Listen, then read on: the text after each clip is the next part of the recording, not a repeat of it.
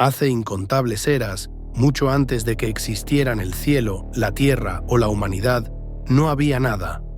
O, dicho con mayor precisión, existía un estado de desorden absoluto, una confusión tan total que ni siquiera podía llamarse mundo. Los antiguos sabios de China lo nombraron Undun. Caos primordial, neblina sin forma, una mezcla indiferenciada donde todo estaba y al mismo tiempo nada era.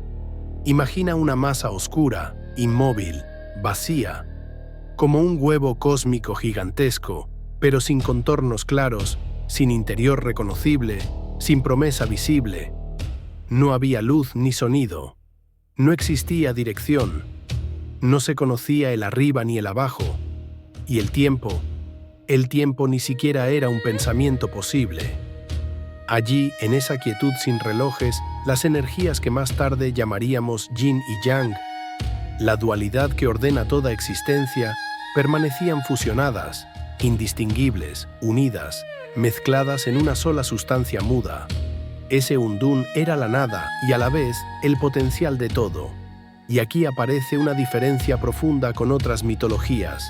La cosmogonía china no nos habla de una creación nacida de la nada absoluta por el decreto de una voluntad divina preexistente. No. Nos habla de transformación, de un universo que surge como brota una forma viva, por evolución orgánica, por el cambio lento y natural de una sustancia primigenia.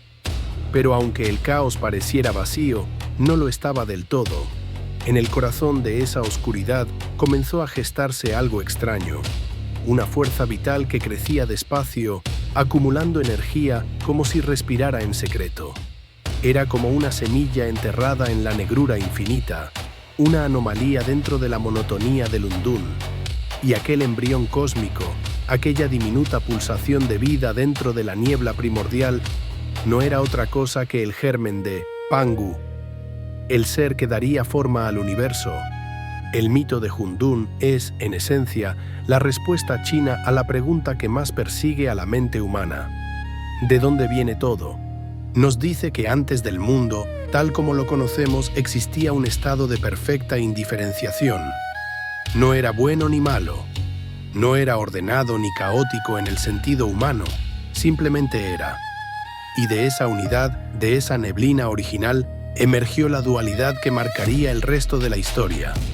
Porque para que exista orden, primero debe existir caos. Es una enseñanza filosófica profunda, enraizada en la mirada taoísta. La vida y el universo no son más que una danza constante entre fuerzas opuestas, un vaivén que nunca se detiene. Antes de que te acomodes del todo, tómate un instante. Deja tu buen like, suscríbete y cuéntame en los comentarios desde dónde me estás escuchando y qué hora es para ti. Siempre es fascinante descubrir quién se reúne con nosotros, desde qué rincón del mundo, mientras la noche avanza. Yo soy Susurros del Pasado, y mi intención es que este relato te lleve a una experiencia suave, envolvente, distinta, mientras te acercas al sueño. Ahora bien, desde ese caos primigenio, desde ese huevo sin forma, surgió el ser que iniciaría todo. Pangu. Dentro de la oscuridad indiferenciada de Undun, Pangu se gestó durante 18.000 años. Imagina un ser dormido en un útero sin tiempo, alimentándose de la energía del cosmos en su estado más crudo, más salvaje, más puro. Y un día, después de un letargo milenario, Pangu despertó. No había luz, no había espacio. Se sintió oprimido, encerrado, atrapado en la densidad del caos. Y entonces, en un bostezo cósmico, tomó una gran hacha y con toda su fuerza la blandió. ¡Bum! De un solo golpe, el huevo se partió. Las partes más claras, ligeras y puras se elevaron y formaron el lano cielo, lo que los chinos llaman yang. Las partes más pesadas, oscuras y turbias descendieron y formaron la tierra, conocida como yin. Pero Pangu contempló con horror que el cielo y la tierra, recién separados, intentaban juntarse otra vez, como si el universo quisiera regresar a su antigua indiferenciación. no podía permitir que todo volviera al caos original. Así que se colocó en medio de ambos, los pies firmes sobre la tierra, la cabeza empujando el cielo, y durante otros 18.000 años, Pangu permaneció allí, creciendo sin descanso, separando cielo y tierra un poco más cada día. Se dice que el cielo subía 10 pies y que la tierra se ensanchaba otros 10 pies, día tras día, y Pangu crecía con ellos como si su propio cuerpo fuera el sostén del orden. Y así por 18.000 años sostuvo el universo recién nacido hasta que llegó el momento en que cielo y tierra se hallaban tan distantes que ya no existía peligro de que volvieran a unirse. Entonces, sabiendo que su tarea estaba cumplida, Pangu, agotado por un esfuerzo monumental, se dejó caer y murió. Pero el final de Pangu no fue el final de la creación. Su cuerpo, inmenso y divino, se convirtió en el mundo que conocemos. Su último aliento se transformó en los vientos y en las nubes. Su voz se volvió el estruendo del trueno. Su ojo izquierdo se convirtió en el sol y su ojo derecho en la luna. Sus extremidades se transformaron en las 4 direcciones del mundo y en las grandes montañas. Su sangre se volvió ríos y lagos. Sus músculos y venas formaron las capas de la tierra y los caminos. Su piel y su cabello se transformaron en la vegetación, las flores, los árboles. Incluso los pequeños insectos que vivían en su cuerpo se convirtieron en los seres humanos. Una idea inquietante y hermosa porque nos coloca como una parte más, no necesariamente la más importante, de un universo nacido del sacrificio. El mito de Pangu es una metáfora poderosa. No solo explica el origen del cosmos, establece un principio esencial de la cosmovisión china. El universo no fue creado por un ser todopoderoso desde afuera, como quien construye una casa desde la distancia. No, el universo se formó a partir del cuerpo de un ser primigenio. Es un cosmos orgánico, vital, donde cada elemento natural, desde una montaña hasta una brizna de hierba, lleva dentro una chispa de lo divino. Es una visión profundamente conectada con la naturaleza, donde la muerte de un gran héroe da vida a todo lo que nos rodea. El cosmos ya había tomado forma, cielo y tierra separados por la inmensa obra de Pangu. El mundo era bello en su estado primordial, montañas majestuosas, ríos sinuosos, vegetación exuberante. Pero algo faltaba. Era un lienzo maravilloso, sí, pero vacío de vida inteligente. Y entonces apareció Nuwa, hermana de Fuxi, una diosa con torso de mujer y cola de serpiente.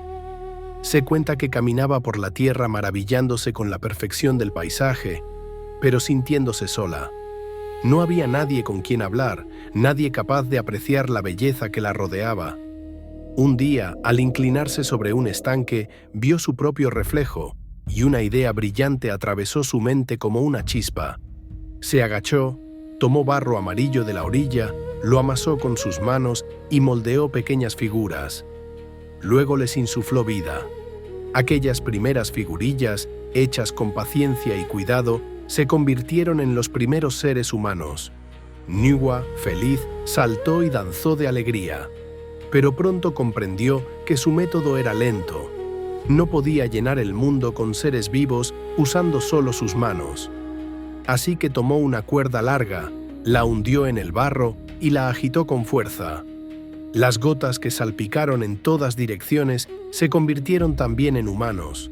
Se dice que los primeros, los moldeados a mano, eran más inteligentes, más sabios, más hermosos, mientras que los nacidos de las salpicaduras eran más comunes y sencillos. Y este mito, por cierto, sirve como explicación simbólica de las diferencias sociales y de clase que ya existían en la antigua China. Pero Nuwa no es solo la madre de la humanidad, también es la salvadora del mundo. Después de que los humanos poblaron la Tierra, ocurrió un desastre cósmico terrible. Se cuenta que una batalla entre dos deidades, Gong Gong y Yuanshu, provocó la caída de uno de los pilares celestiales en la montaña, Buzhou. El cielo se resquebrajó, dejando un agujero enorme por el cual el agua de la Vía Láctea se precipitó sobre la Tierra, causando inundaciones catastróficas. El fuego también se descontroló, devorando bosques y vida animal. Por un instante, el caos primordial pareció regresar. Nuwa, al ver a sus hijos sufrir, no se quedó inmóvil. Decidida a reparar el cielo, recorrió la tierra y buscó 5 rocas de distintos colores: azul, rojo, amarillo, blanco y negro. Las derritió juntas y con la pasta resultante remendó el agujero del firmamento. Pero el pilar caído aún no había sido reemplazado. Para resolverlo, Nuwa cazó una tortuga gigantesca, le cortó las 4 patas y las usó como columnas para sostener el cielo. La leyenda de Nuwa revela cuánto valora la cultura china la creación, la protección y el sacrificio. Ella no solo da vida, defiende a su creación de la destrucción. Es un símbolo poderoso de la figura maternal, de la cuidadora que hace lo imposible por mantener el orden y la armonía. La historia de Nuwa nos enseña que el mundo, una vez creado, necesita ser sostenido, protegido, reparado, y que incluso los dioses deben trabajar y sacrificarse para garantizar el bienestar de la vida en la Tierra. Una vez que el mundo estuvo habitado por los seres humanos de Nuwa, faltaba algo crucial para su desarrollo: la civilización. Y aquí entra en escena Fuxi, hermano y consorte de la propia Nuwa. Como ella, tenía torso humano y cuerpo de serpiente. Fuxi no fue un creador del cosmos, sino un arquitecto del orden social, un maestro para la humanidad. Al ver que los humanos vivían de manera primitiva, comiendo lo que encontraban crudo y sin estructura social, Fuxi decidió instruirlos. Su primera lección fue enseñarles a cazar con redes y a pescar con anzuelos, transformando por completo la manera de obtener alimento. Antes de él, la vida era una lucha constante y solitaria por la supervivencia. Con esas habilidades, la humanidad pudo organizarse en comunidades, cooperar y asegurar su sustento de forma más eficiente.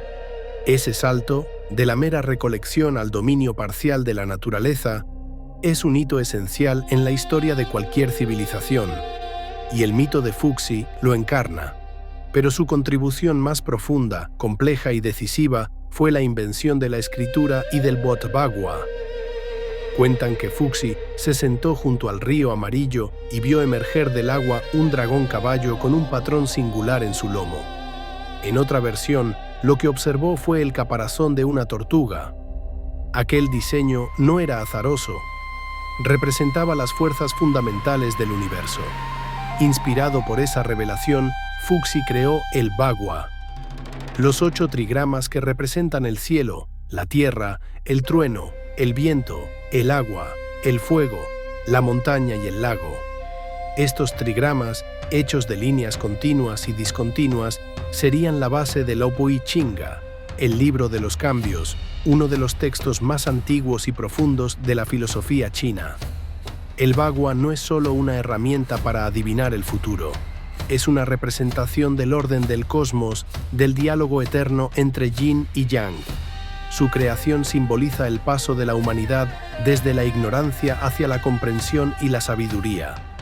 Además, a Fuxi se le atribuye la invención de la escritura, aquello que permitió registrar conocimiento, historia e ideas, la memoria colectiva, el progreso acumulativo, la continuidad de la cultura. En la mitología china, Fuxi no es un dios que dicta conocimiento desde un trono, es un maestro que guía a la humanidad para descubrir y entender el orden inherente del universo. Su legado es el de la civilización, razón, norma, pensamiento y la capacidad de dejar de ser simples criaturas de la naturaleza para convertirnos en seres que moldean su destino. Si el cosmos tiene un creador en Pangu y la humanidad tiene padres en Nuwa y Fuxi, el universo chino posee un gobernante supremo, el Pun emperador de Yade, cuyo nombre en chino es Yudi, soberano de Yade. Piensa en él como un Zeus o un Júpiter, pero con una diferencia esencial. Mientras los dioses grecorromanos suelen ser impulsivos, apasionados, volcánicos El emperador de Jade es la encarnación del orden, la estabilidad y la burocracia. Se dice que antes de ser monarca celestial fue un príncipe que renunció a su trono y se dedicó a cultivar el Tao. Pasó millones de años perfeccionándose hasta alcanzar inmortalidad y sabiduría suprema. Su llegada al poder no fue un golpe de estado, sino una ascensión por mérito, una idea profundamente valorada en la China imperial. El emperador de Jade gobierna desde el Palacio de la Nube Dorada, en el cielo, y su corte refleja con precisión la antigua corte imperial en la tierra. No es un monarca solitario. Su poder reside en la vasta burocracia celestial que lo rodea. Funcionarios divinos y ministerios que administran cada aspecto del universo, desde el clima hasta el destino de los mortales. Hay ministros de la lluvia, del viento, del trueno, de los ríos, y un consejo que supervisa el destino humano. Incluso las deidades locales, dioses de montañas o de la cocina, deben rendir cuentas en esa jerarquía. Esto nos muestra con claridad una mentalidad. Para que el universo funcione con armonía, debe existir un orden estricto, una cadena de mando, una administración que lo regule todo. Es un cosmos regido por leyes, no por caprichos. Un mito famoso que subraya su rol de juez y gobernante es el del Paz zodíaco chino. Cuando el emperador de Jade decidió crear un ciclo para medir el tiempo, convocó a todos los animales a una gran carrera para determinar el orden del zodíaco. El resultado, con la astucia de la rata y la diligencia del buey, no fue un antojo divino, sino consecuencia de la competencia. El emperador observó, juzgó y estableció el orden final, mostrando que su poder no es arbitrario. Se apoya en el mérito de quienes lo sirven. En la mitología china, el emperador de Jade no se entromete directamente en los asuntos de los mortales, salvo cuando hay una gran injusticia o un desorden cósmico. Su trabajo es mantener el equilibrio entre cielo, tierra y mundo subterráneo. Es símbolo de orden celestial y moralidad. Un soberano justo, benevolente, que asegura que todo siga su curso natural, su Tao.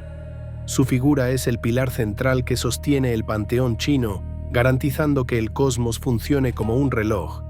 Cada engranaje, desde los grandes dioses hasta los espíritus más pequeños, cumpliendo su función para mantener el orden universal. Pero a pesar de su nombre y su autoridad, el emperador de Jade no es el único dios. Su corte es vasta, compleja, un reflejo del orden imperial en la tierra. A su lado, en la cima de la jerarquía divina, se encuentra su esposa, la emperatriz, y alrededor de ellos se despliega un mundo interminable de deidades, ministros del clima, dioses de la literatura, espíritus con tareas específicas, todos sosteniendo el tejido del orden cósmico. Y sin embargo, hay una figura que brilla con luz propia, antigua y misteriosa: Shi Huangmu, la reina madre de Occidente. A diferencia de la mayoría de los dioses que residen en el centro del cosmos, Shi Huangmu habita el oeste distante, en la cima del monte Kunlun, montaña mítica considerada el eje del mundo. En su palacio de Jade, custodiada por guardianes sobrenaturales, su jardín es célebre por algo particular: los melocotones de la inmortalidad. Estos frutos crecen en un árbol que solo da cosecha una vez cada miles de años. No cualquiera puede comerlos. Se dice que quien los prueba recibe vida eterna. Cada 60.000 años, Shi Huangmu celebra el gran festival de los melocotones, al que asisten inmortales y deidades para compartir un banquete y renovar su inmortalidad. Es un evento crucial, porque incluso los dioses necesitan esos frutos para sostener su condición divina. Shi Huangmu evolucionó con el tiempo. Al principio fue vista como una deidad salvaje, con dientes de tigre y cola de leopardo, asociada a enfermedades y muerte.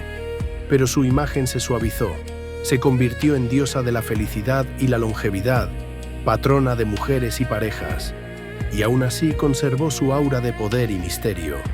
Su historia deja claro que incluso en un panteón presidido por un emperador, las figuras femeninas pueden poseer un poder inmenso. Shi Wangmu no es una simple consorte, es soberana por derecho propio, guardiana de secretos de inmortalidad, anfitriona de los dioses más poderosos, y su mito nos recuerda algo.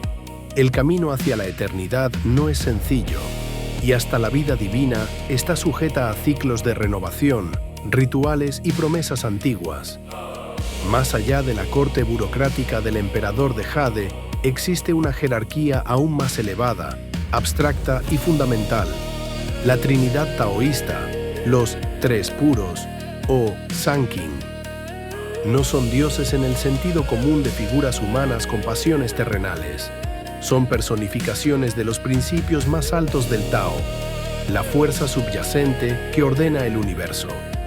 Piénsalos como la esencia de la energía cósmica pura, manifestada en tres formas para guiar a humanos e inmortales hacia la sabiduría y la perfección. El primero de los tres puros es el más antiguo, tan antiguo que ni siquiera los demás dioses conocen su origen. Se llama Yuanshi Tianzun, el Señor primordial del cielo, manifestación del Tao antes del comienzo del universo. Su existencia precede al concepto mismo de tiempo. Imagina Hundun, el caos primordial, pero en un nivel aún más abstracto. Él es la energía que dio origen incluso a ese caos. Reside en el cielo más alto, en lo que el taoísmo llama el reino de la pura felicidad de Jade. Su función no es gobernar como el emperador de Jade, sino revelar la verdad del Tao a dioses e inmortales. Es quien otorga conocimiento, quien escribe en los cielos la historia de la vida y del destino, aunque solo los más sabios pueden leerla. Se lo representa sosteniendo una perla dorada, símbolo de luz y del principio creador. El segundo es Ling Bao Tianzun, el Señor del Tesoro Espiritual, guardián de las Escrituras. Su nacimiento simboliza el instante en que las energías puras se condensaron para formar el universo, marcando el inicio de la manifestación material. Es la conexión entre lo primordial y lo visible. Su labor es transmitir los secretos del Tao a inmortales y maestros humanos, revelando textos sagrados y rituales que permiten armonizarse con el flujo natural del universo. Se lo representa con un ruyi, cetro ceremonial de poder y buena fortuna, y a menudo aparece supervisando el movimiento del tiempo y del destino. Su dominio corresponde al segundo de los cielos.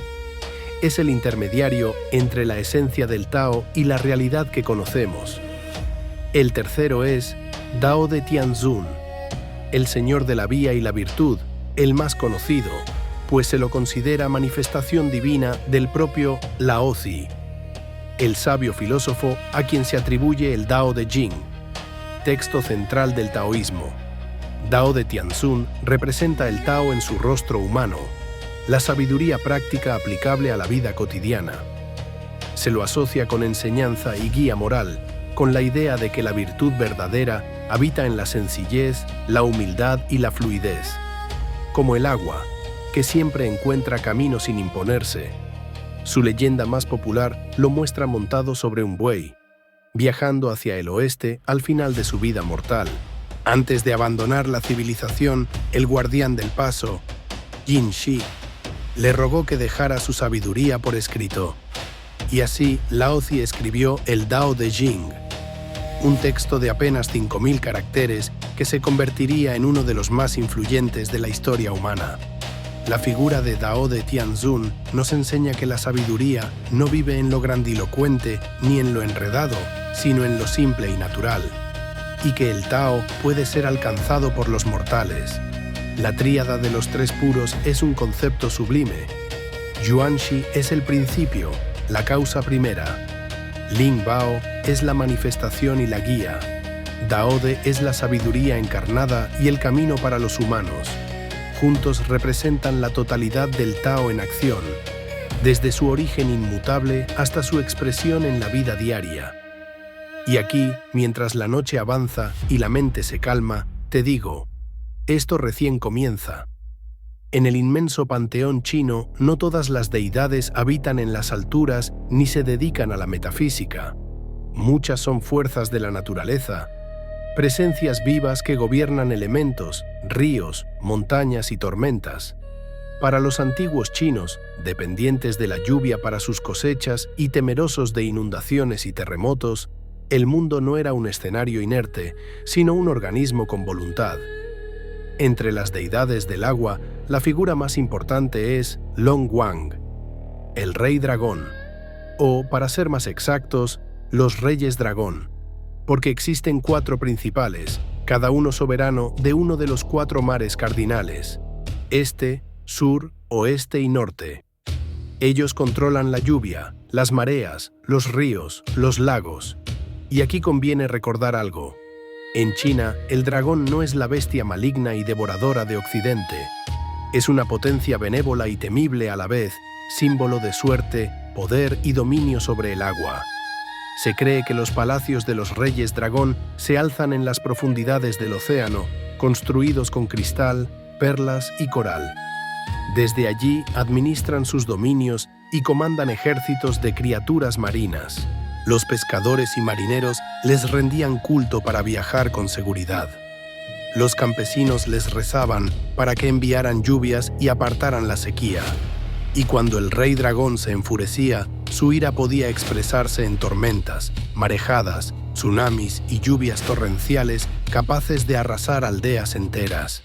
El trueno y el relámpago, fenómenos tan bellos como aterradores, también tienen sus divinidades.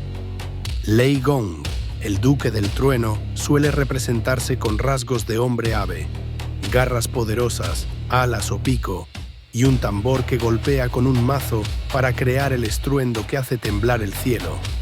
Su contraparte es Dianmu, la madre del relámpago. Con 2 espejos en sus manos, produce los destellos que acompañan al trueno, iluminando el mundo para que Lei Gong vea a quién castigar. Juntos no solo castigan criminales y espíritus malignos, anuncian lluvias, ponen fin a sequías y ahuyentan plagas. Entre los ríos, ninguno es tan decisivo como el río amarillo, la cuna de la civilización china. Su dios es Ebo, el conde del río. En la antigüedad, Hebo era una deidad de doble filo, protector y amenaza. Garantizaba fertilidad para las tierras cercanas, pero podía mostrarse volátil y peligroso, porque el río era propenso a inundaciones catastróficas. Para calmar su ira, los antiguos ofrecían sacrificios humanos, a menudo jóvenes doncellas, arrojándolas al río como consortes. Con el tiempo, esa práctica fue abolida, pero el mito de un dios poderoso y caprichoso quedó grabado en la memoria cultural. Casi cada montaña, valle y porción de tierra importante posee su espíritu. Los dioses de la montaña, Shanshen, son deidades vinculadas a la fertilidad y a los recursos, la madera, los minerales, los frutos ocultos. El más famoso es el dios del Monte Tai, una de las montañas sagradas por excelencia. Y a un nivel aún más cercano, casi íntimo, cada aldea tiene a su Tudigong, el señor de la tierra, un anciano amable y sabio, protector de una zona específica. Su tarea es mundana y esencial: cuidar las cosechas, vigilar el territorio, proteger a los aldeanos de espíritus dañinos. Aunque tenga bajo rango en la jerarquía celestial, es una de las deidades más cercanas al pueblo. Su altar suele estar a la entrada de la aldea, recordando que lo divino está en todas partes, incluso bajo los pies. Estas deidades elementales nos muestran algo clave. Para la antigua China, el mundo no era un mecanismo vacío. Era un ser vivo, una conciencia en cada río, una voluntad en cada montaña, un carácter en cada tormenta. Venerarlas no era solo religión, era un intento de comprender y convivir con fuerzas impredecibles. Y aún así, dentro de ese universo ordenado por dioses y principios, hay figuras que capturan la imaginación popular como pocas. Los 8 inmortales, los Baxian. A diferencia de los dioses primordiales o los burócratas celestiales, los 8 inmortales fueron humanos. Humanos que, a través de virtud, meditación y artes taoístas, alcanzaron la inmortalidad. Por eso la gente los siente cercanos. Cada uno tiene su historia, su carácter, su virtud particular. Se los representa a menudo cruzando el mar sobre sus objetos sagrados. Un mito que demuestra sus talentos únicos. El grupo incluye hombres y una mujer, y cada inmortal porta un objeto que lo define. Lu Dongbin suele ser el líder, un erudito y burócrata que renunció a su cargo para buscar el Tao. Se lo representa con una espada en la espalda, capaz de matar demonios, y un látigo de cola de caballo para sanar enfermos. He Xianggu. La única mujer era una muchacha de la montaña que se volvió inmortal tras comer un melocotón de inmortalidad ofrecido por la reina madre de Occidente, Shi Huangmu. Se la representa con una flor de loto, símbolo de pureza, prosperidad e iluminación. Han Xiangxi, patrono de la música, aparece con una flauta cuyo sonido hace florecer las plantas. Lan Kaige es una figura excéntrica y misteriosa.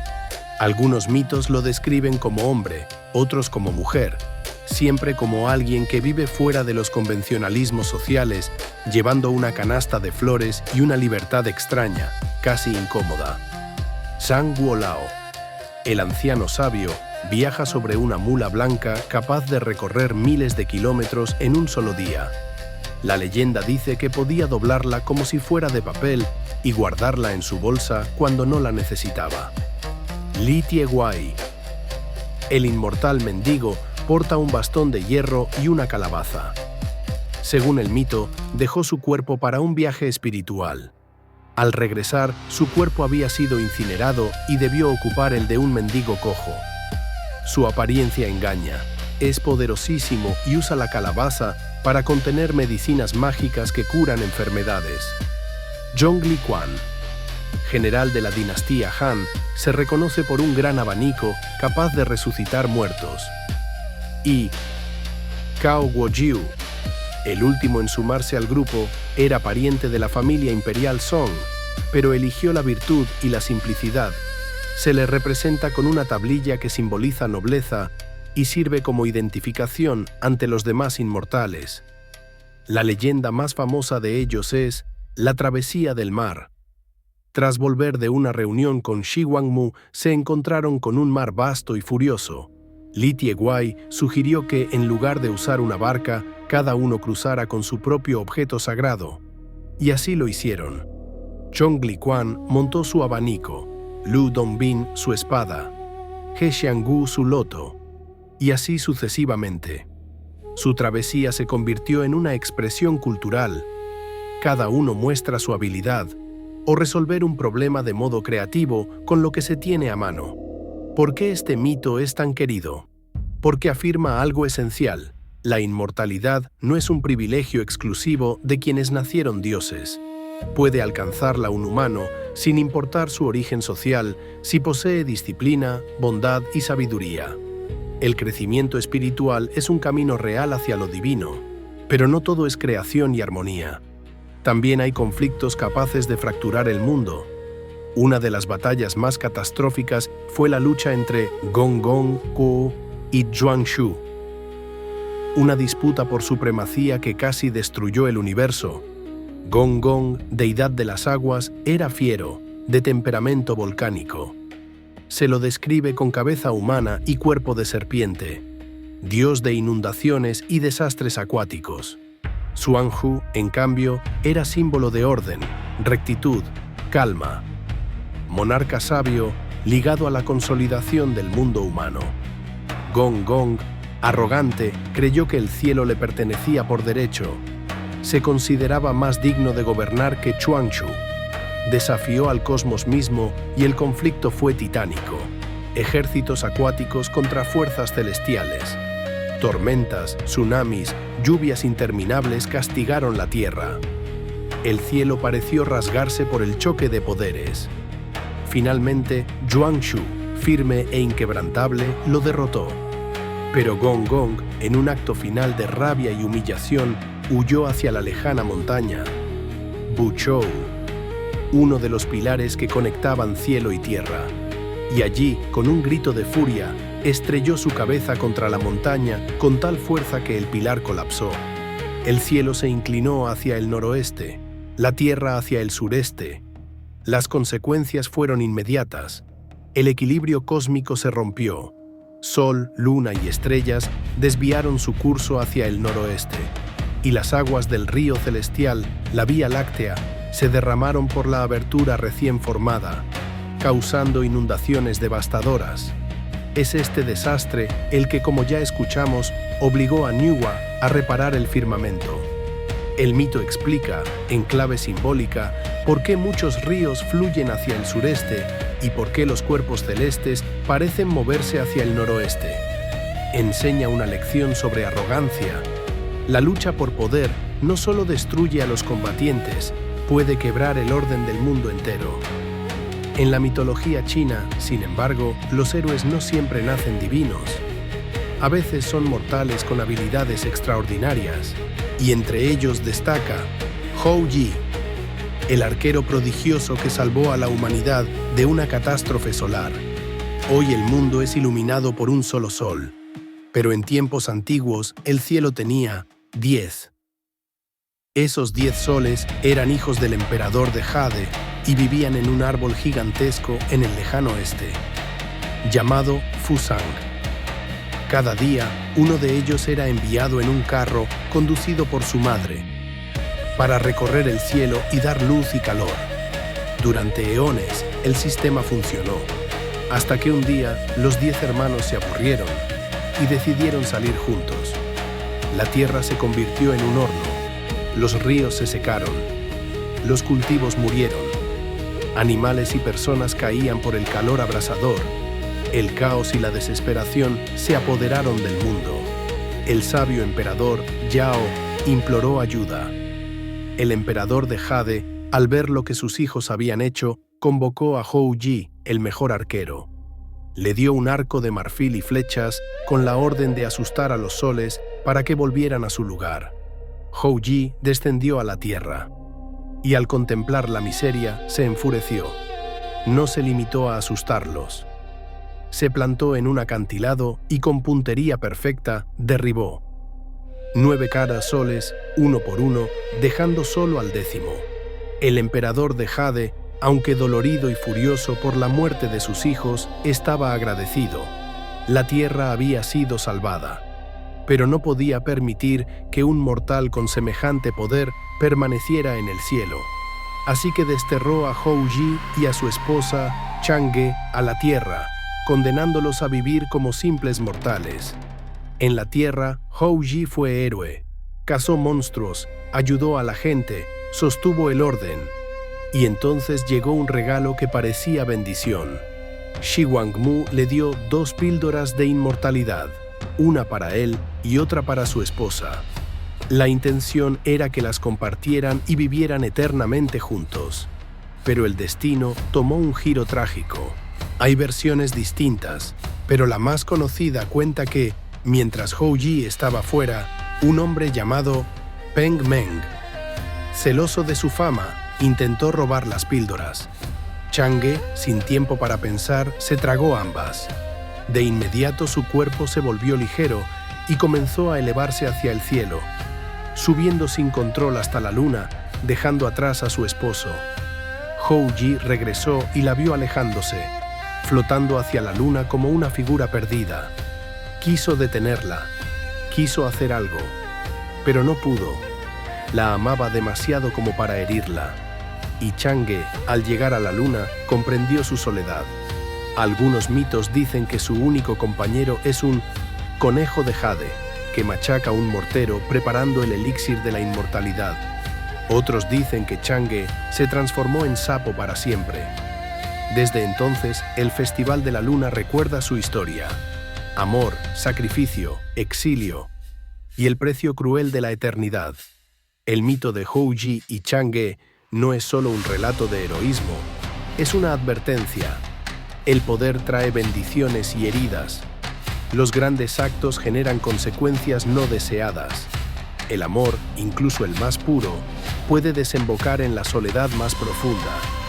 Y en este panteón de héroes aparece otra figura fascinante, Erlang Shen, el dios de tres ojos. No es un dios común.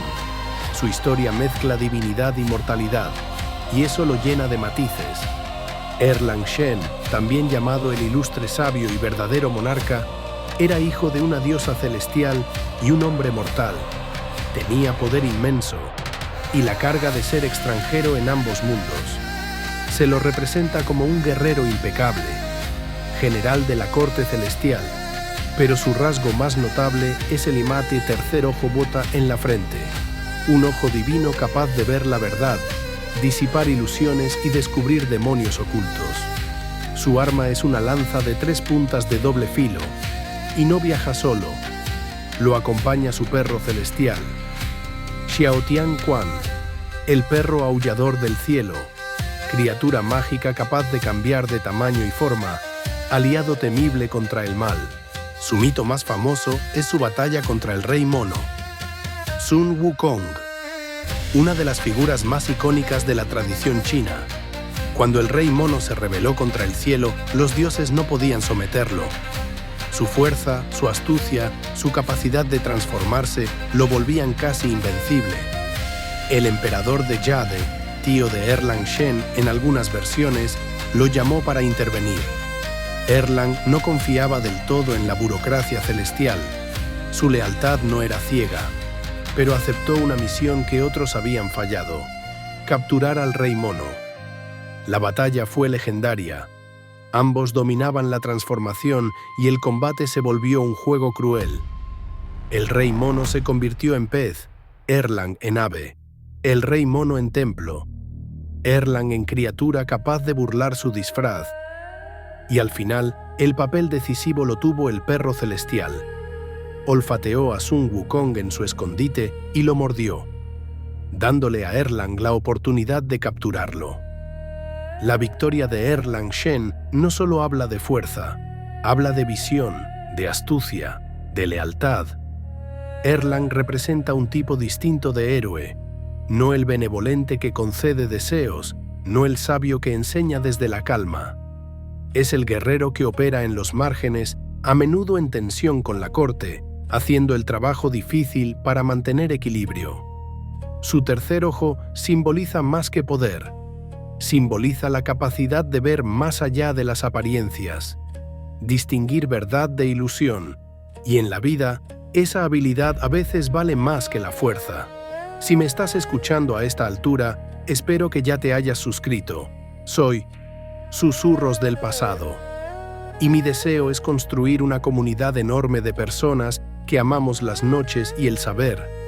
Miles de voces, desde todas partes del mundo, unidas por esa necesidad de conocer más para comprendernos mejor y vivir con más lucidez. Siempre lo repito, conocer la historia es fundamental para no repetir los errores del pasado, así que tómate unos segundos para suscribirte y compartir este relato con ese amigo hambriento de conocimiento. Y si de tu generosidad nace la idea de dejar un super gracias a este humilde servidor, mi gratitud ya existe, solo por estar aquí compartiendo este momento. Ahora sí, sigamos. En la mitología china, el dragón, el Long, es la criatura fantástica más reverenciada. A diferencia del dragón occidental, que suele presentarse como bestia avara y destructora, el dragón chino es una presencia benévola y poderosa, símbolo auspicioso que encarna fuerza, fortuna y autoridad. Su figura impregna arquitectura, política, artes y creencias. El dragón chino posee una apariencia única: cabeza de camello, cuernos de ciervo, ojos de demonio, orejas de buey, cuello de serpiente, garras de águila, patas de tigre y escamas de carpa. Puede controlar los elementos, especialmente el agua. Su aliento crea nubes, su voz es trueno. Fue emblema de realeza. En la China imperial, solo el emperador podía usar el dragón de por 5 garras. Los súbditos quedaban limitados a 3 o 4. Rostro de dragón era eufemismo para el emperador y su trono era el trono de dragón. Además, el dragón simboliza el principio masculino, Yang, y suele emparejarse con el fénix Eta Feng Wang, asociado al principio femenino, Yin. Juntos representan matrimonio feliz y armonía cósmica. La tradición distingue varios tipos de dragones. Tianlong, dragones celestiales, guardianes de palacios divinos. Shenlong, dragones espirituales que controlan viento y lluvia. Dilong, dragones terrestres que habitan ríos, lagos y mares. Y Fukanglong, dragones guardianes de tesoros subterráneos, naturales y creados por humanos. Su omnipresencia en proverbios, festivales y artes marciales revela que el dragón no es solo criatura mítica. Es símbolo de identidad cultural y del poder de la naturaleza. Y en el centro de la cosmología simbólica aparecen los 4 animales sagrados, guardianes de direcciones cardinales, estaciones y equilibrio. El Sid dragón azul del este, Qinglong, representa primavera, madera y azul, verde, vigor, renovación, energía yang. El Sea Fénix rojo del sur, Yuke, representa verano, fuego y rojo, virtud, armonía, buenas noticias. El Tigre blanco del oeste, Baihu, representa otoño, metal y blanco, poder marcial, protección, cierre de ciclos, ascenso del yin. Y la Tortuga negra del norte, Xuangu, tortuga con serpiente enroscada, representa invierno, agua y negro. Longevidad, sabiduría, estabilidad, noche, estrellas. Juntos afirman una idea: el universo es un sistema interconectado y cambiante, donde cada parte cumple una función para sostener el equilibrio.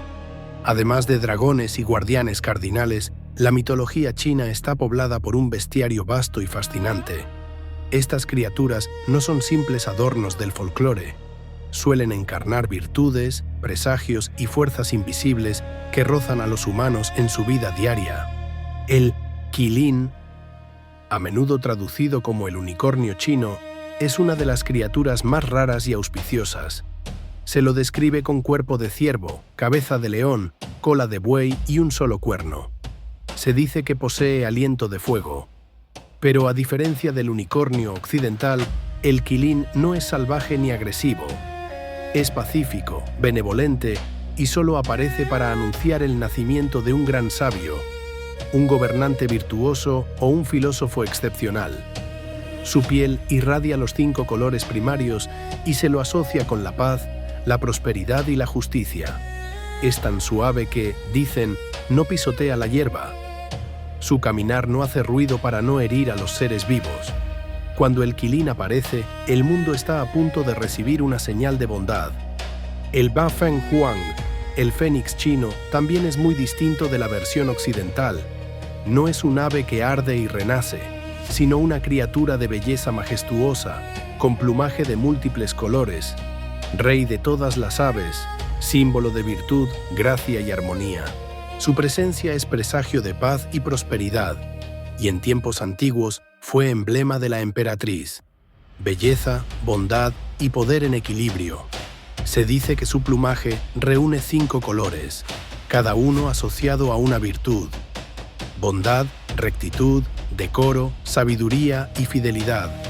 Luego están los leones guardianes, los Shi, figuras de piedra o bronce colocadas a la entrada de palacios, templos y hogares prósperos.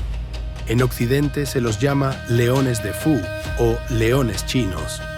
Siempre aparecen en pareja, el macho con una bola bajo la pata, símbolo de supremacía sobre el mundo; la hembra con un cachorro, símbolo de protección familiar. Aunque los leones no son nativos de China, su imagen llegó por la ruta de la seda y fue adoptada como una defensa poderosa contra espíritus dañinos. Y en el lado más oscuro del tapiz aparecen los Guiko, demonios y espíritus. En la mitología china, no todo espíritu es puro mal. Muchos Gi son almas que no hallaron paz. Algunos son inofensivos, otros resentidos y peligrosos. La creencia es tan fuerte que existen rituales como el Festival de los Fantasmas Hambrientos, destinado a calmar a los espíritus errantes para evitar que su hambre se convierta en desgracia. En contraste con criaturas auspiciosas, los Gi encarnan el miedo humano. la incertidumbre de la muerte y la necesidad de sostener equilibrio entre vivos y muertos. Estas criaturas, benévolas o inquietantes, revelan la imaginación inmensa de la cultura china y su conexión con naturaleza y mundo espiritual. Cada una ocupa un lugar en el gran tapiz de la mitología, recordándonos que hay fuerzas invisibles rozando lo cotidiano. Si tuviera que elegir una historia que personifique épica, aventura y humor, esa sería Viaje al Oeste. No es un simple cuento, es una de las 4 grandes novelas clásicas de la literatura china, y su héroe, el Rey Mono, Sun Wukong, es una de las figuras más queridas y famosas de toda Asia. El Rey Mono no nació de un dios ni de la tierra como un hombre común. Su origen es tan extraordinario como él. Nació de una roca mágica en la cima del monte Guaguo, la montaña de las flores y las frutas, roca fecundada por energías del cielo y de la tierra. Desde el inicio tuvo astucia y fuerza sobrenaturales. Primero fue rey de su reino de monos, pero su deseo de inmortalidad lo empujó a buscar a un maestro taoísta.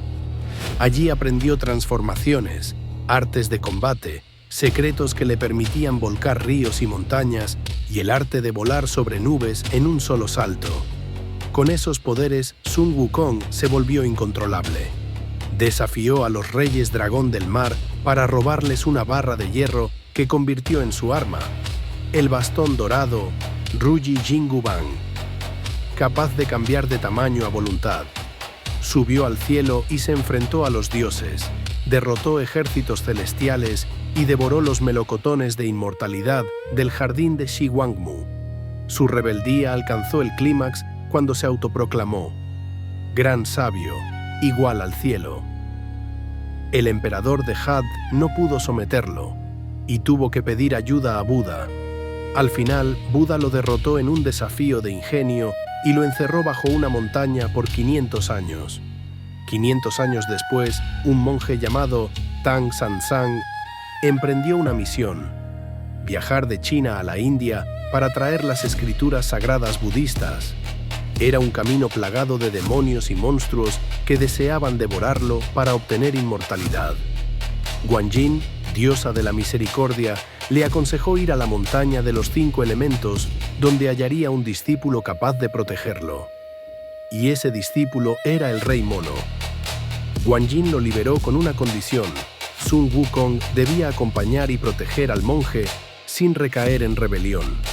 Para asegurar obediencia, Guanyin entregó a Tang Sanzang un aro mágico.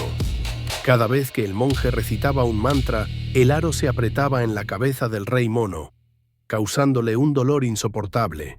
No era una simple cadena, era disciplina espiritual en forma de tormento. En el camino se unieron otros discípulos. El primero fue Yuba Jie, el cerdo de las nubes, ex general celestial desterrado por cortejar a una diosa lunar. Era perezoso, glotón, lujurioso y aún así formidable en combate. El segundo fue Sha Wujing, el demonio del río, ex general castigado por romper un jarrón de cristal en una fiesta. Callado, leal, trabajador, el opuesto exacto de Bajie. El viaje de este grupo improbable es el corazón de la novela. Aventura, humor, peleas, magia y una corriente constante de enseñanza budista. En cada episodio, demonios y obstáculos representan debilidades humanas: deseo, ira, orgullo, apego. El camino físico hacia las escrituras es, en realidad, un camino interior hacia la iluminación. Y por eso, Viaje al Oeste no es solo entretenimiento, es una alegoría sobre redención, crecimiento y fe. Si Viaje al Oeste es épica y combate contra demonios, La leyenda de la serpiente blanca es una de las historias de amor más duraderas y trágicas. Amor, hechicería y sacrificio más allá de la frontera entre humano y divino. El mito comienza con una serpiente blanca milenaria que a través de meditación cultivó inmortalidad. Un día, con ayuda de su compañera, una serpiente verde, decide tomar forma humana. Se convierte en una mujer de belleza etérea llamada Bonbai Sushen. En la orilla de un lago conoce a Xu Xian, joven boticario amable, y se enamoran. El amor florece, se casan, y la serpiente verde, Xiaoqing, se une como leal sirvienta. Pero la felicidad no pasa inadvertida. Un monje budista, el abad Fahai, sospecha que Bai Suchen es un demonio.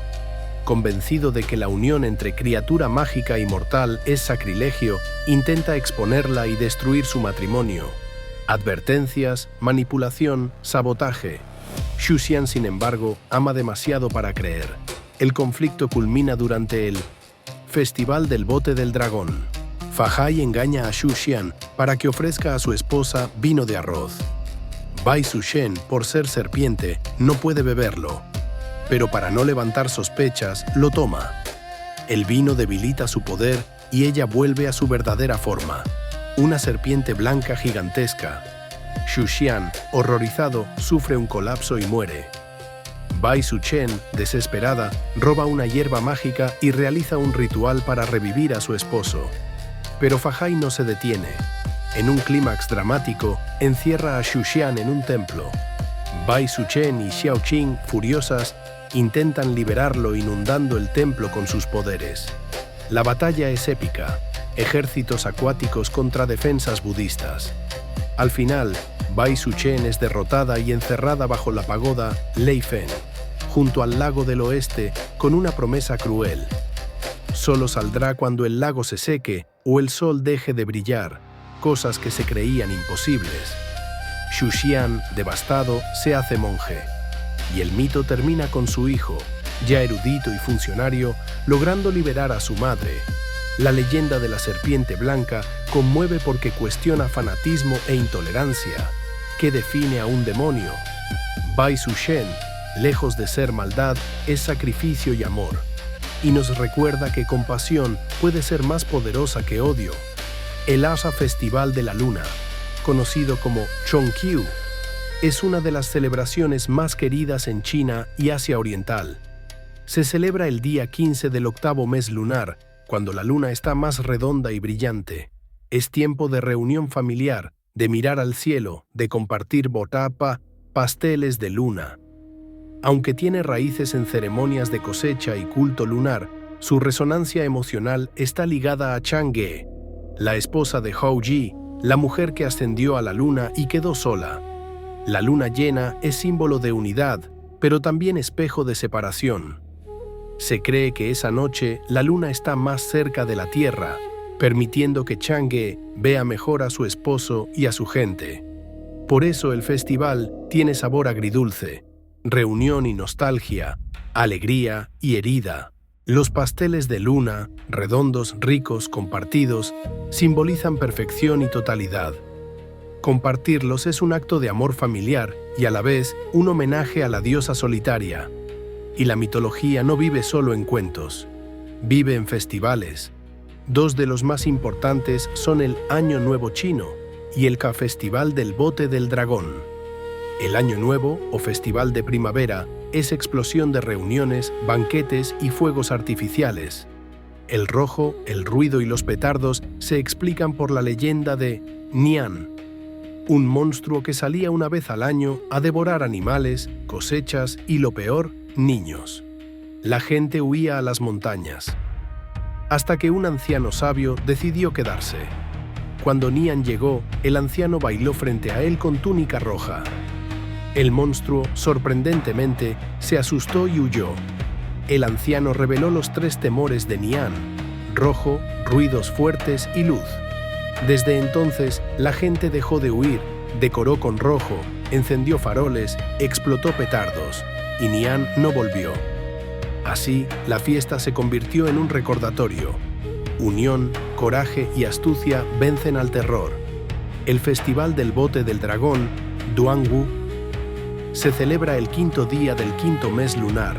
Hay carreras de botes y se come songzi, arroz glutinoso envuelto en hojas. La leyenda más popular se remonta a los reinos combatientes. El poeta patriota Qu Yuan, consejero virtuoso, fue exiliado por intrigas.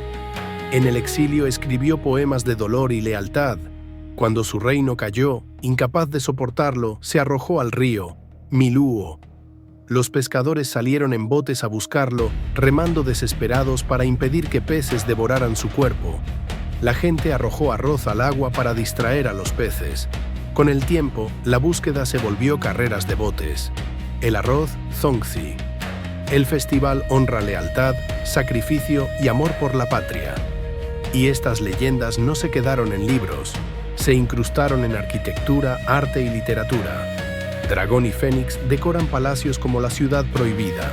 El dragón de 5 garras reafirma al emperador como hijo del cielo. El Fénix acompaña a la emperatriz. No es solo estética, es invocación de protección y prosperidad. Los colores también heredaron significado, rojo como suerte y vitalidad, amarillo reservado a la realeza y asociado a la tierra y al emperador amarillo.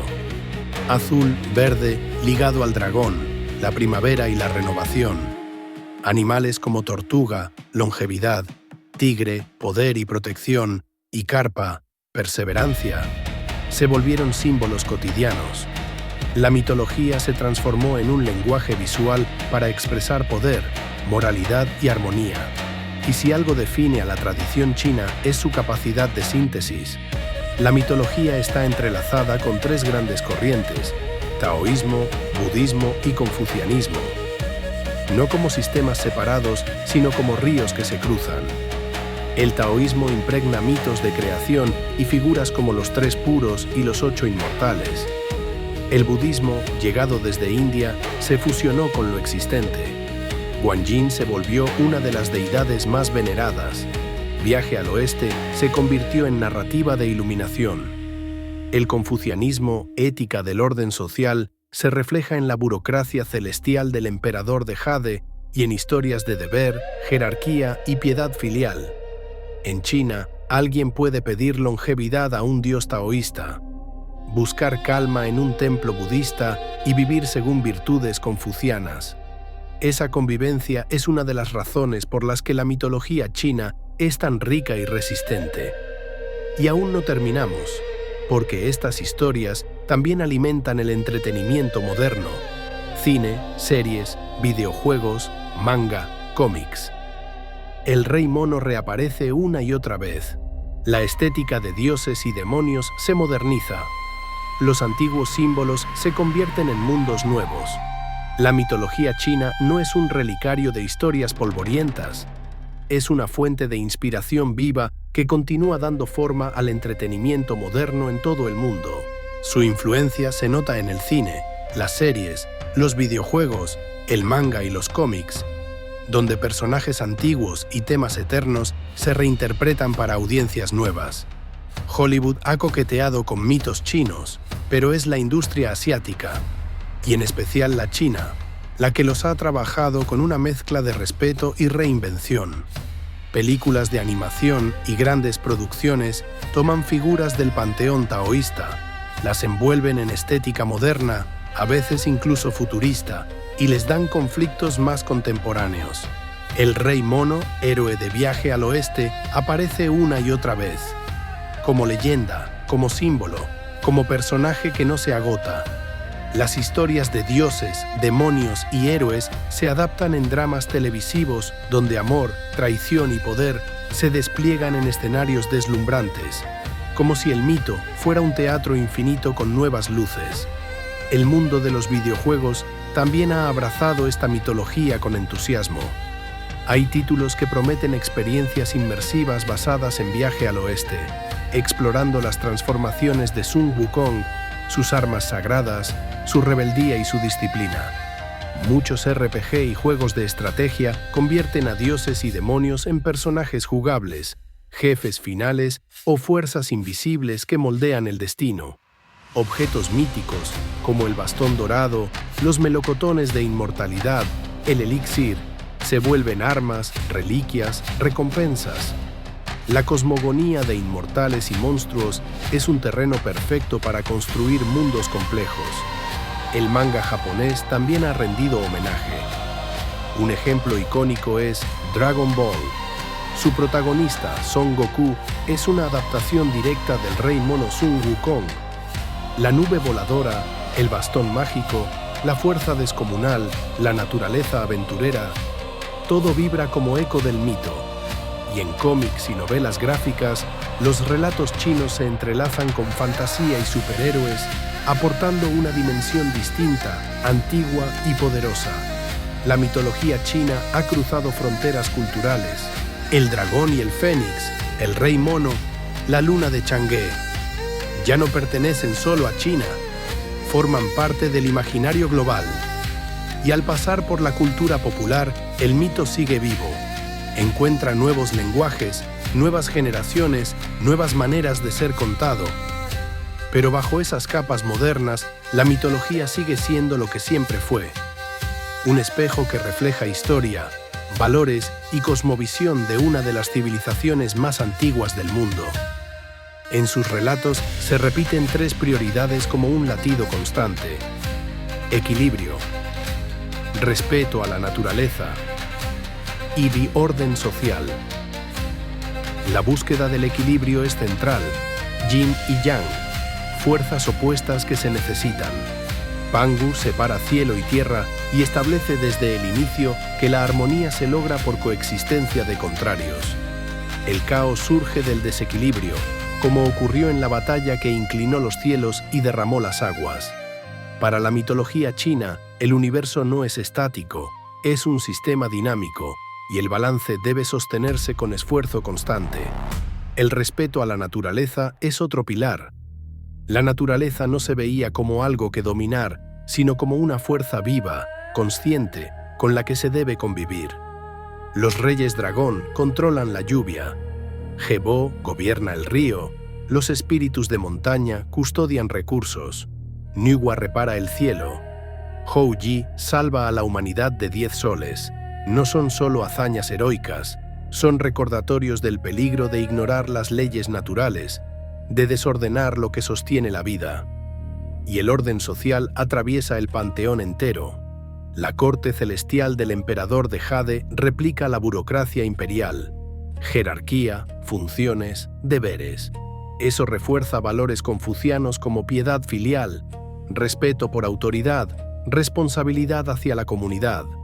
Incluso héroes rebeldes como Sun Wukong terminan domesticados y asignados a un rol dentro del orden universal. La paz exige lugar, tarea, pertenencia. En resumen, no es solo fantasía, es un manual cultural, un lenguaje simbólico que enseña interconexión, armonía con el mundo natural y valor del orden. Y ese legado continúa moldeando pensamiento colectivo en la actualidad. La idea de que el caos debe evitarse para mantener equilibrio se refleja en el énfasis en estabilidad social y jerarquía. La familia sigue siendo núcleo, cada miembro con su papel, no solo por tradición, sino por la creencia profunda de que el bienestar colectivo depende de la estructura. La relación simbiótica con la naturaleza, tan presente en deidades de lluvia, ríos y montañas, se mantiene viva en una mirada más holística. Equilibrio del cuerpo con el entorno, medicina tradicional, respeto por ciclos, percepción de que todo tiene consecuencia. Y los arquetipos siguen funcionando como un idioma común. El dragón como fortuna y poder, el héroe rebelde pero redimible como Sun Wukong, símbolo de desafío y al mismo tiempo de propósito superior a través del servicio. Dentro de este universo de grandes dioses y héroes, existen también deidades profundamente queridas porque prometen lo que la gente común más desea: suerte, prosperidad y longevidad. Son tan populares que sus imágenes aparecen en hogares, restaurantes, negocios, puertas y altares cotidianos. El dios más buscado por comerciantes y empresarios es Caixin, el dios de la riqueza. Su figura es sinónimo de prosperidad económica y se le venera especialmente durante el Año Nuevo. Se lo representa con sombrero de funcionario, barba larga y sosteniendo un lingote de oro o una barra de jade.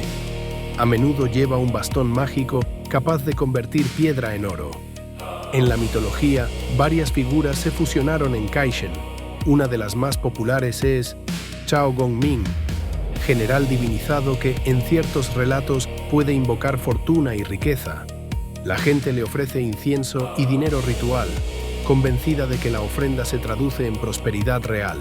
Junto a Kaishen existe un trío que se volvió símbolo de vida ideal: Fu, Lu y Shou, los tres inmortales de la buena suerte. No siempre se los adora en templos, pero sus estatuas son comunes en casas y negocios porque representan tres bendiciones deseadas.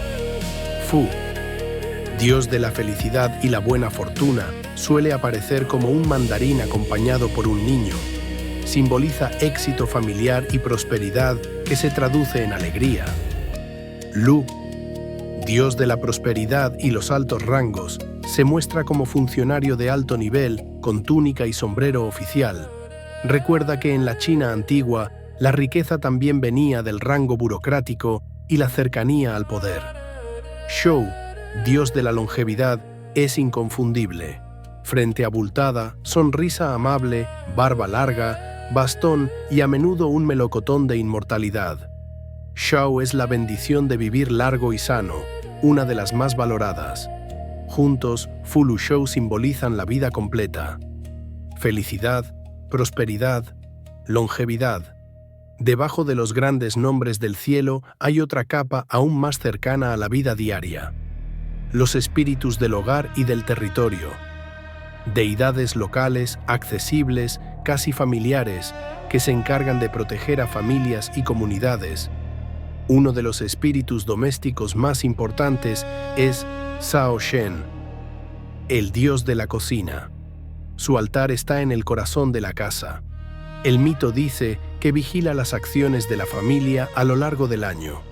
En la víspera del Año Nuevo recibe una misión: volar al cielo para informar al emperador de Jade sobre el comportamiento del hogar como un auditor celestial. Para asegurarse de que su informe sea favorable, la familia realiza un ritual particular. Le ofrece un dulce pegajoso de arroz glutinoso y lo unta en la boca de su imagen, con la esperanza de sellar sus labios, impedir críticas o endulzar sus palabras ante el emperador. Es una escena casi doméstica, casi cómica, y aún así cargada de significado. La moral cotidiana importa, y lo divino observa incluso lo pequeño. En un nivel local, pero más amplio que la cocina, aparece de nuevo Tudigong, el dios de la tierra. Anciano amable, sonriente, con bastón y barba blanca, a veces acompañado por un perro. No tiene alto rango, pero su papel es crucial: guardián del territorio, protector de cultivos, mediador entre humanos y panteón superior. Su templo suele ser un pequeño altar al borde del camino o a la entrada de la aldea. La gente le reza para evitar desastres, atraer abundancia, mantener seguridad. La veneración de Shao Shen y Tudigong revela una característica esencial: la mitología china es práctica. No solo habla del origen del universo, también ofrece maneras simbólicas de enfrentar preocupaciones diarias: hogar, comida, cosecha, seguridad. Y la mitología también entra en la medicina tradicional, dejando figuras que funcionan como fundamento cultural de la herbolaria y la farmacología. Una de las más importantes es Shennong, el emperador de la agricultura. Shennong, el divino granjero, es uno de los tres augustos, sabios que dieron bases de civilización. Se le atribuyen dos logros: la invención de la agricultura y el descubrimiento de propiedades medicinales de plantas. La leyenda dice que tenía cuerpo humano, cabeza de buey y un estómago transparente. Esa transparencia le permitía observar los efectos de cada hierba dentro de su cuerpo. Digestión, medicina, veneno. Se cuenta que probó cientos de plantas. En un solo día se envenenó y se desintoxicó 70 veces. Con ese método peligroso, catalogó hierbas, propiedades, usos, sentando bases de la medicina herbal. Su conocimiento quedó compilado en el clásico del divino granjero sobre raíces y hierbas. Considerado uno de los textos más antiguos de farmacología china, donde las plantas se clasifican en superiores, no tóxicas, fortalecen; medias, ligeramente tóxicas, tratan enfermedades; e inferiores, tóxicas para males graves. Shennong es símbolo del sacrificio por el bien común. Como Pangu se vuelve mundo y Nyugwa salva el cielo, Shennong arriesga su vida para revelar secretos de la naturaleza. Su mito enseña que salud y conocimiento nacen de observación, experimentación y respeto por el mundo natural. Y como si eso no bastara, la mitología también ofrece un marco para comprender el presente y anticipar el futuro. Adivinación y Pache Feng Shui. El I Ching tiene origen divino. Se atribuye a Fuxi, inspirado por el patrón de un dragón caballo o el caparazón de una tortuga. No es solo oráculo, es compendio de sabiduría que representa leyes del cosmos. Se basa en 64 hexagramas formados por líneas yang, continuas, y yin, discontinuas, símbolos de situaciones y cambios posibles. Su mito de origen le da autoridad moral. No es un juego, es guía filosófica conectada con fuerzas primordiales. El Feng Shui, viento y agua, es práctica de armonizar el entorno con energías naturales. El flujo de Ukui puede influir en salud, riqueza, destino. Aquí aparecen dos criaturas esenciales, dragón y tortuga. Montañas y ríos se perciben como cuerpos de animales míticos. Una montaña ondulante puede ser dragón de tierra que transporta energía. Los ríos serpenteantes se consideran auspiciosos. Se busca una ubicación ideal donde la espalda esté protegida, el frente abierto y los flancos equilibrados por formas del terreno, como si la geografía misma fuera un altar. La tortuga negra simboliza soporte y estabilidad. El dragón, movimiento y prosperidad. Así el mito se vuelve guía de arquitectura y urbanismo por siglos. Y sin embargo, China no es un monolito. La cultura Han domina gran parte del folclore, sí, pero el país es vasto y diverso. 55 minorías étnicas, con leyendas propias, dioses propios, mitos de creación propios. Y comprender eso amplía la mirada. El pueblo Miao narra que al principio solo existía caos. Entonces apareció el pájaro ancestral de la creación, que puso un huevo gigantesco incubado por miles de años. Al romperse, lo ligero se volvió cielo, lo pesado tierra. De sus partes nacieron elementos, cáscara como montañas y rocas, clara como ríos y lagos, yema como sol y luna. De fragmentos surgieron humanos y animales. Es similar a Pangu por el huevo cósmico, pero con énfasis distinto. Creación como proceso natural, biológico, sin necesidad de sacrificio heroico. Refleja una visión de naturaleza como fuerza generadora. En mitos Miao hay un tono práctico. Deidades y héroes que enseñan herramientas para vivir. Una figura creadora asociada a agricultura enseña a cultivar arroz, base de subsistencia. Y aparece el héroe herrero que instruye el trabajo del metal, honrando una artesanía que en la vida real es orgullo cultural. Plata, bordado, herramientas, identidad. La mitología tibetana. Por su parte, mezcla tradiciones prebudistas con sincretismo. Antes de la expansión budista, la religión Bon hablaba de un universo de 3 niveles: cielo, mundo humano e inframundo, poblados por espíritus y demonios, con chamanes como intermediarios. Montañas, lagos y cuevas eran sagrados. El gran héroe épico es el Rey Gesar, protagonista de una de las epopeyas orales más extensas del mundo. Campañas contra demonios y tiranos, defensa del orden, justicia y coraje. No solo guerrero, unificador, sanador, maestro moral. Su historia sigue viva en recitación y veneración. Y el origen del pueblo tibetano tiene un mito fascinante. El primer tibetano nació de la unión de un mono, emanación de Avalokiteshvara, bodhisattva de la compasión, y una ogresa de montaña. El mono, destinado a vida monástica, la rechazó. Ella lo amenazó con un futuro de demonios devoradores si no aceptaba. Por compasión, el mono pidió consejo y recibió permiso para casarse. De su unión nacieron descendientes que con el tiempo se transformaron en el pueblo tibetano. El mito enseña sacrificio por el bien común, compasión como fuerza creadora. La mitología del pueblo. Yao presenta una cosmogonía conmovedora centrada en la luna y las estrellas. Al principio, el cielo era oscuro, sin luz nocturna. Una madre, con poder creador, tejió una tela brillante y la colocó en su abdomen. Con el tiempo, dio a luz una luna radiante, que iluminó la noche y ofreció calor suave para cosechas.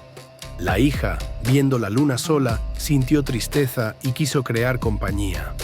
Tejió una tela plateada y dio a luz perlas luminosas que se elevaron al cielo como estrellas. Es una creación sin violencia, ternura, amor, compasión, y da a las mujeres un rol central en la formación del cosmos.